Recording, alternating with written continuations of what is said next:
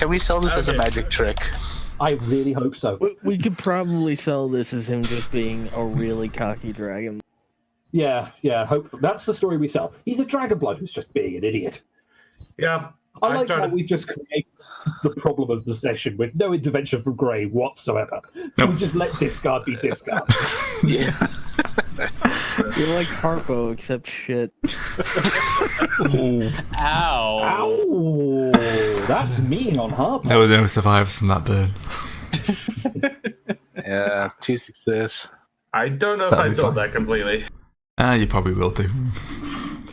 Right, Most well, people are more likely to believe you it's dragon blooded than something else. Mm-hmm. All right. I'll put these It's down. far better for business if it's a dragon blood. Has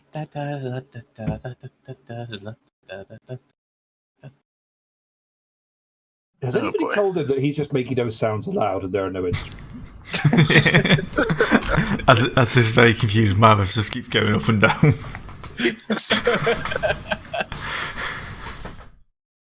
You know, I've never seen what a Jedim looks like 20 feet in the air, and now I have. I never want to see it again. And now I jump on I jump back. I put my legs in the air and I basically start kicking the Yedim around over like it's a ball. Oh, God. Okay. Okay, how long until somebody that really shouldn't see this sees this? Well, that's the thing. Probably about half a dozen such people already have. Okay, that's enough of this. Let's continue on. What are we doing now? Probably running away. Well, no. We need to do a quick mercenary purchase, and then we run away. All right. When we going to? We were looking at some. What was the not? No, that's the Nighthammer pools. There was some things that I think we could. I think the best way we could do this if we. I think Mouse had the best idea for doing this. We could spook them without having anything concerning us. So if we go in and do some stuff with these tombs and temple stuff, we could make them too paranoid at other things besides us that they would have larger problems with. Get my larger third problem to not mess with that would take their attention off us. How do you do that? By not setting the city on fire, because I'm not allowed to do that. Well, if you look at the map, there are tombs, and these are places that are like no-go zones because they'll instantly kill you. So if we can convince them to be a little more... Convince them to A be little what? more. You still haven't worked out why your mic does that. No, not yet. to talk. Shit. Sorry, you were saying? Okay, well, you see on the map there's a bunch of tombs, and these tombs, you can't go within a block of them because they'll murder you in some way. But if we get them to activate and spread their influence, that'll be something. Okay, so you basically want to go kick a bunch of hornets' nests.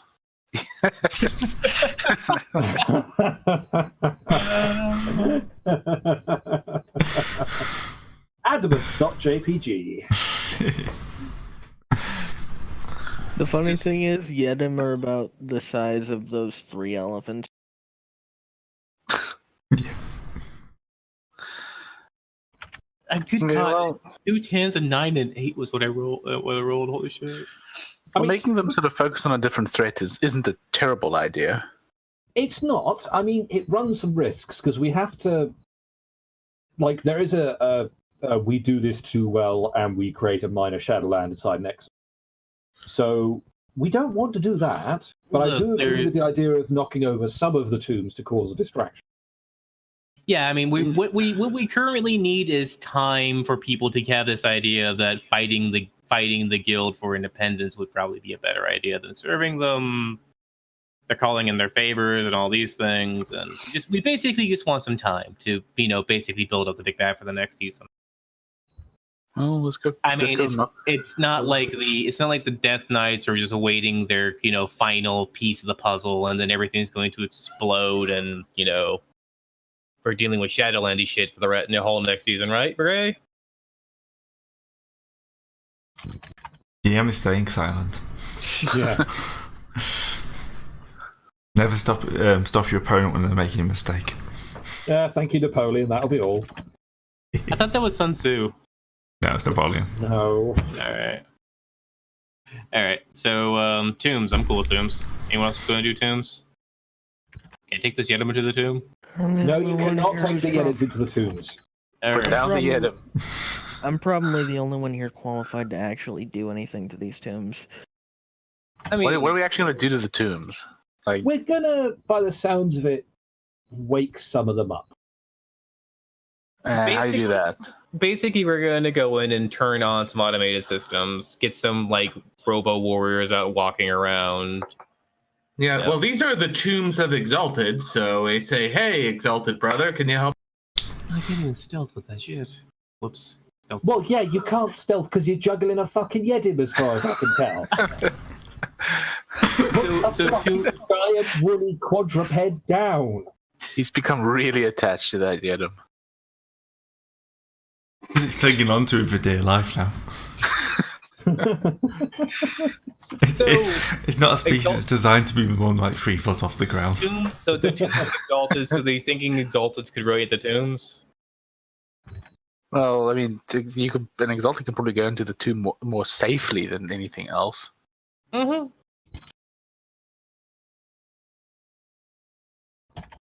Right, which tomb do you want to go to?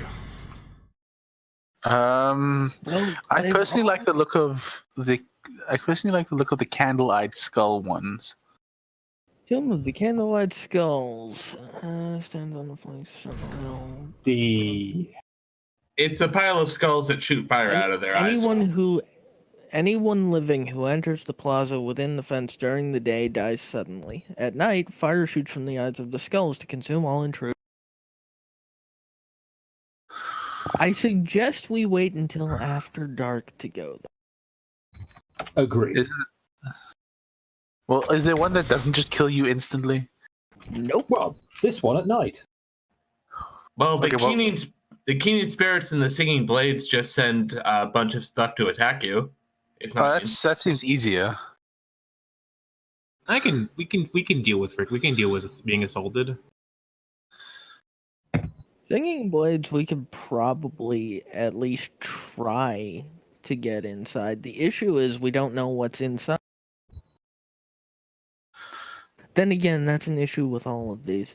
Well, the thing is, like, we don't have to worry about things that are inside so more that we're just trying to cause a ruckus and trying to get them up and angry. So you basically want to leave a flaming bag of poop on each of these sort of tombs' doorsteps. Yes. Either that or, yeah, convince if these ghosts inhabiting the tombs are still solos, we could always have a slightly politer chat with them. But yeah, the backstop option is bag of But you dirt haven't- and crap on the doorstep. Of course, Well, it's you haven't- entirely possible that there aren't any ghosts in these tombs. Well, I except don't- the King Spirit. Well, there is that. And if that's the case, then we just need to mess with the security systems so they become more active and become a problem. Plus, if we get into one of these, who knows what we'll find in there, because these things tend to have pretty big panoply. This is a mistake written all over it, but it seems like the smallest mistake we could make right now. I'm kind of... There's a line... Like, I'm worried if we start actually nicking artifacts from other tombs, we kind of cause ourselves bigger problems, but... But remember, Follows have long what we're memories. supposed to do. Come again, sorry? we're so I what said- we're supposed to do. We're solars. This stuff belongs to us. Well, it belongs to a solar. Okay, so put it like this, Serpentis. We're going to make a mistake either or, right? Well, there is that. So do Yeah, you it want sounds a like tiny? Would you want a tiny cock up or a large cock up? Small. Yeah, but hold on. We can leave somebody else holding the bag here. And that's the thing is like, you know, it's just like, oh my god, I don't know how all these death reps opened up. Spewing undead monstrosities onto the street. Well, it looks like this party is fine with just like relatively innocent people getting slaughtered. So Session 2 told us that. yeah, basically, it's like I was gonna say something, but it's like no. I mean, okay. Here's my final observation on the matter. If I'm reading this right, Right? the sorry, not candy-eyed. That's a very different problem. I'll try that one again. The candle-eyed. Yep, that's Candy Crush victims right there. They just die and their eyes are full of sweets. Right, so 2D. Let's just call it 2D, shall we? 2D is right next door to actual legitimate targets like the council offices, the council tower, and the Immaculate Shrine. That's the Right under the candlelight. circle. That's the candlelight skulls. So if we have a choice, I'd rather hit that one on grounds of the fact it's near actual Nexus military target. Okay, but that's the one where you either die or get set on fire. No, it's only death in the day. If you go there at night, it's merely you are attacked. Well, it says you get set on fire. That really shouldn't inconvenience some of us. Honestly, I'll be surprised if it does more damage than we have so. Okay. Let's go lose all of our body here. I'd rather be personally inconvenienced and hit military targets. Yeah, okay. Man, it's a shame Hello isn't here because he'd love to get his hands on these two. Who isn't here? That's Taryn's character. I haven't met him actually. The bastard used Welsh as his name. So I'm just calling him Halloumi. Hello, Dower. His name is pronounced Hello Die. So I'm just calling him Halloumi. Just I find it funny. Lumi, sure.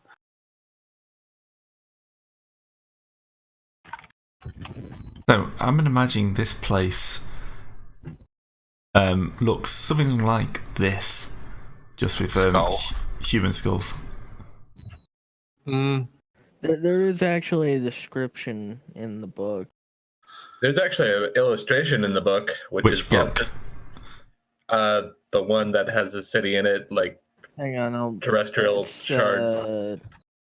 Compass of Terrestrial Directions, Volume 1, Scavenger Lands. Even the books are stupidly named. Although, Gray, you are pretty much right going by this illustration. It's probably just more fire. But basically, all you're missing is the fact that it's also got, like, what appear to be femurs sticking out. Those aren't skulls. Alright, I think I found the right one.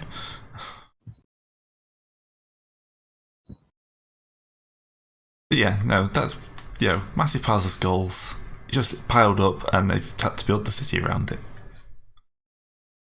Okay, but now, is there like an actual entrance, or are we just going to go kick over a pile of skulls? You've got to go kick over a pile of skulls, I think. It's just surrounded by a fence. It's fenced off. We go in there at night. Yeah, it's a broad plaza ringed by an iron fence surrounding a 3-story structure built entirely of human skull. Okay, so it's actually a structure. Is it like a pile, or is it like a building?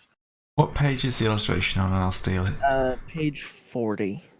Right above, or Oh, right below okay, yeah. the actual description. I didn't notice it because he had the guy with it as well. The scale was off in my head. Yeah, there's a bit of distance there. Yeah. Anyway, so Well, seeing as this is shenanigans with the dead. So Didnanikins, right? Yeah, that was no.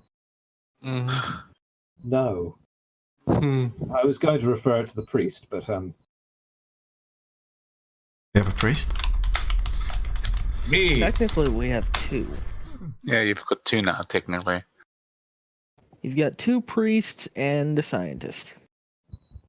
There we go. Cutting off guy who's going to be you in about 30 seconds' time. Oh, so you don't actually die so much instantly as you disintegrate. Wait, does Yeah, that's what it says. You disintegrate. Death is implied. Wait. So wait, do you disintegrate? Does something shoot you and disintegrate? You just disintegrate normally. During the It day, looks like you you just If it's fall to during the pieces. day, you just fall apart. If it's at night, the skulls shoot fire.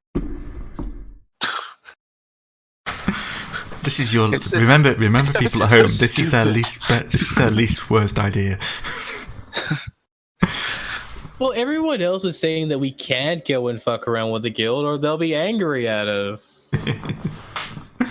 Well, we're Okay. indirectly fucking around with the guild.